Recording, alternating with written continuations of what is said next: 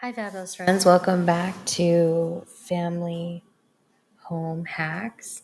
And today we're going to talk a little bit about glyphosate and how it is used in oat-based products. Now, on your screen, you'll see that I am on the EWG, which is a group that has been doing testing for the amount of glyphosate in the levels in oat-based products since 2018. And they originally brought it out into really made it very well known about the amount of glyphosate that is in these products. If you're not familiar with what glyphosate is, it's basically the active ingredient in Roundup. There's been a lot of press about Roundup and how it's impacting people's health. So I wanted to do a quick video here for our podcast this week and talk a little bit about this. Now, this was updated April 21st of 2023. They did another round of testing. They've been doing a round of testing since 2018. 2019 and well, let's go down here. I'll show you 2018, 2019, and 2022. So you'll see that on the screen there were some very high products back in 2018 with the level of glyphosate that was in the products. And then down here, you'll see in 2019 it went down. In 2022, even further down. And you'll notice that these dots are all indicative of the colors that are here: cereal, granola, instant oatmeal, snack bars, and whole oats. Now, we personally use Bob's Red Mill oatmeal in our household because they have made the promise that they do not buy products from the farmers that utilize glyphosate. And so basically there's security there in the fact that I feel that there's more security in not seeing that now, not seeing that or those levels in our food because they made that promise to their customers. Also, you might notice that a lot of the products that were sampled here, they didn't test Bob's Red Mill oatmeal. It was different companies, which we'll go over here in a minute. So we're just going to kind of look at this article that was written. So the highlight points that the biggest takeaways you'll want to look at is that the levels of harmful pesticide glyphosate are on the decline in oat-based products. This is great. And this is according to the EWG, which is the Environmental Working Group test. The EWG's advocacy is calling for an end to pre-harvest use of glyphosate on oats may have helped to drive this change. And the glyphosate can still be found at levels of concern. 30% of the items tested show high amounts of the pesticide. So while it's going down, basically they're saying it's still an issue. So the good news, after years of being detected at alarming levels, the pesticide glyphosate is being found at lower levels on average in cereal and other oat-based products that children and adults enjoy. And glyphosate has been linked to many severe health problems. So this is important. The bad news is this toxic chemical still shows up in popular brands of cereal and other oat-based products. So basically the process, from my understanding, is they'll take the oats when they harvest these oats.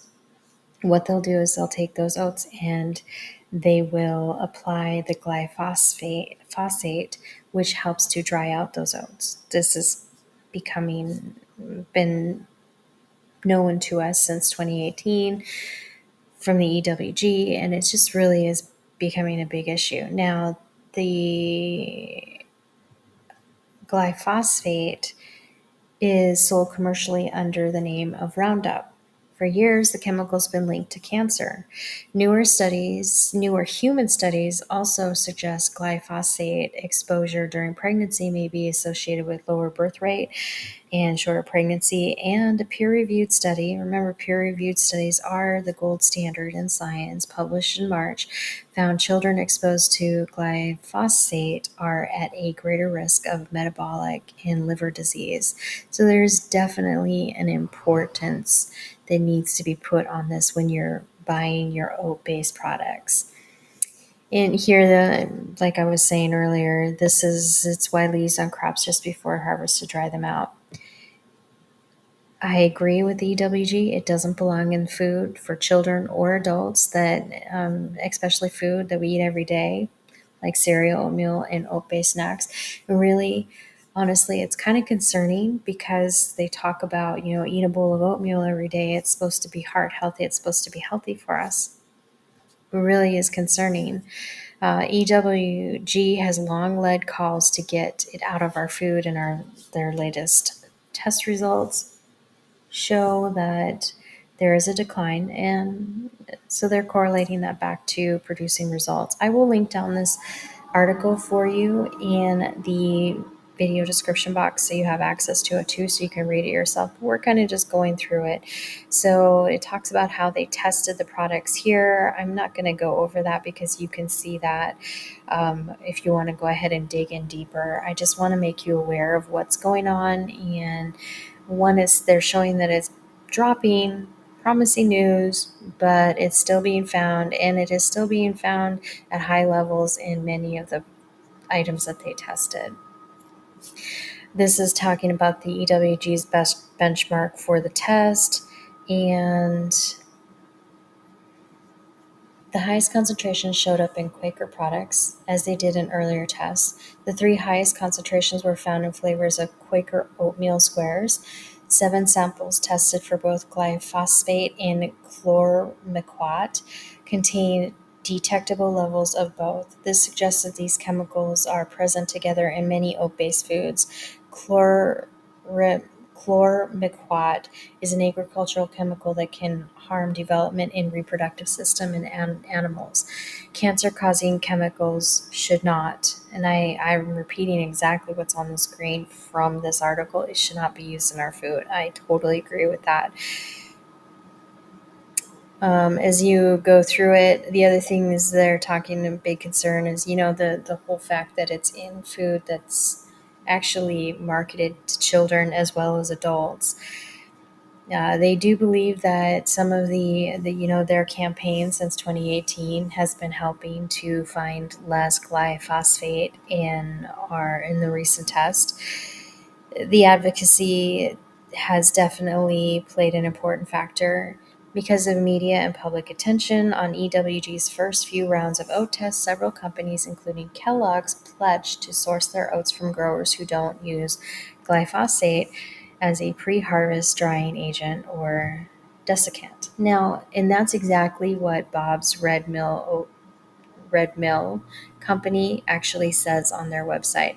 And if I believe it was actually in 2018 that they put that notice out on their website, which I find extremely responsive by that company, which is why I'm more than happy to purchase oatmeal or oat products from that company, because they're so responsive towards concerns like this, and they've never let us down. So I do highly recommend them.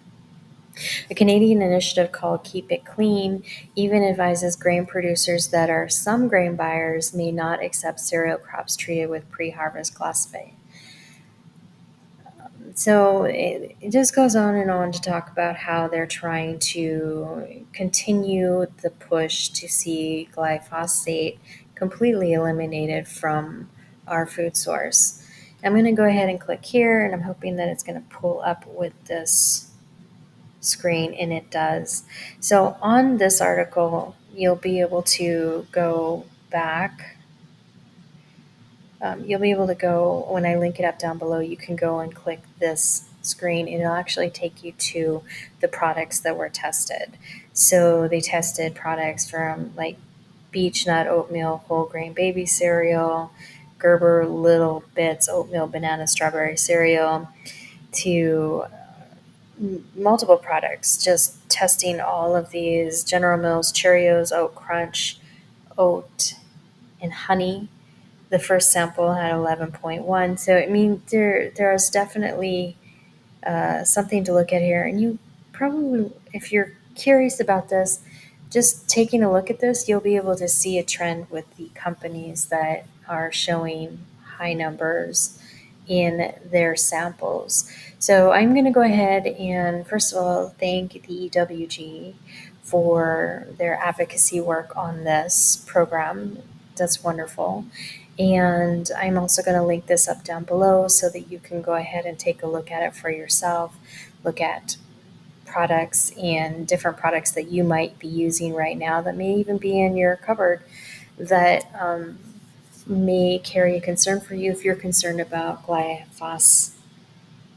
I have a hard time with that word. If you can't pronounce it, maybe it might be, that's kind of been my motto. If I can't pronounce it, I usually definitely am concerned on whether or not I should be eating it or putting it in my body. As many of you know who are familiar with the channel, who are regulars on the channel, I've actually started doing a new diet where it's more of a lifestyle change, where we're eating minimally processed food. Oatmeal, of course, is processed, but oatmeal is a really great breakfast. And so, like I mentioned, Bob's Red Mill is one of our favorites. And just knowing the ingredients that are in there and actually doing your due diligence on ingredients that don't always show up on the label can definitely be extremely helpful.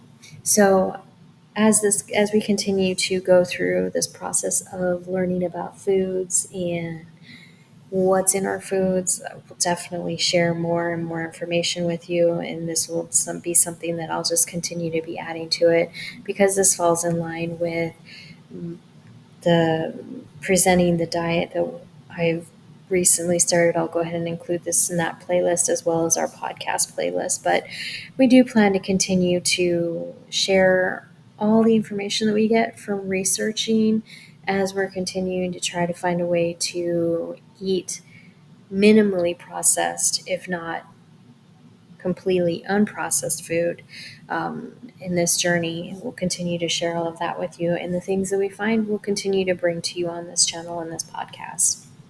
Thanks so much for watching or listening, because again, this is a podcast, but if you're watching on your screen, you're seeing what I'm seeing.